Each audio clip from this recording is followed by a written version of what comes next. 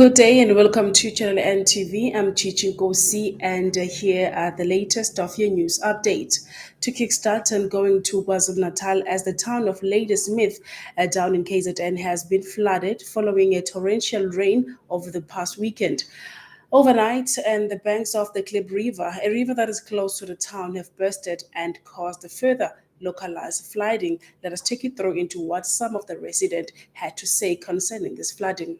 Torrential rain around this area for about 2 weeks now, leading to localized flooding. But over and above that, last night, the Klip River, a river nearby this town, burst its banks, resulting in the stormwater drains ultimately being unable to let water flow out. In other news, the Basic Education Department is under a lot of pressure to do away with rotational schooling.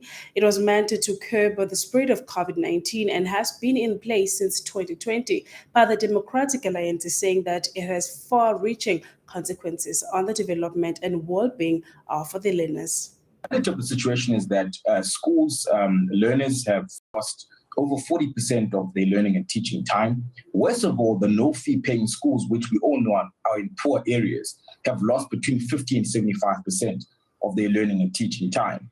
And, you know, NIXPO even makes a research and data that says a grade 3 learner will only know what a grade 2 learner knew in 2019, meaning that we debating the already unequal education system in the country.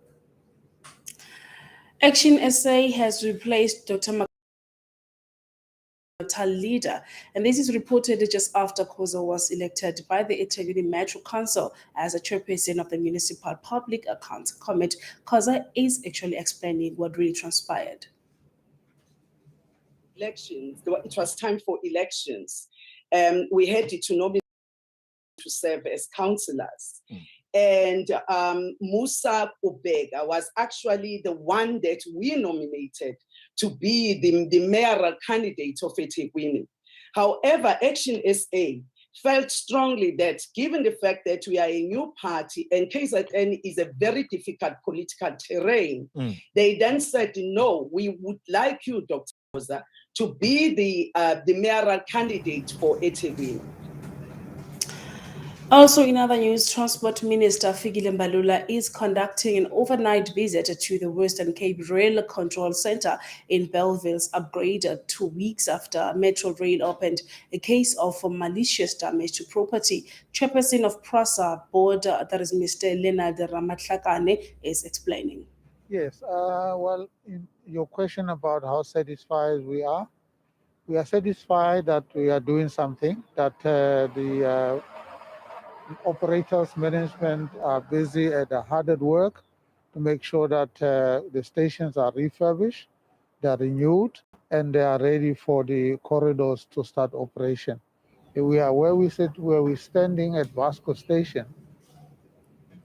And lastly, let us just catch up on the latest in the world of sports to look into South African, as that is Ace Lloyd Harris has suffered also surprising first round exit at the Australian Open this Monday. Harris, who was rated in the 13th seed, lost on 6-4, 3-6, 5-7, and 6-7 to Australian world card Alexander Vukic, who is also ranked 144 in the world. And into the AFCON wrap-up, just to give a brief of some of the results as far as yesterday is concerned and going on to tomorrow.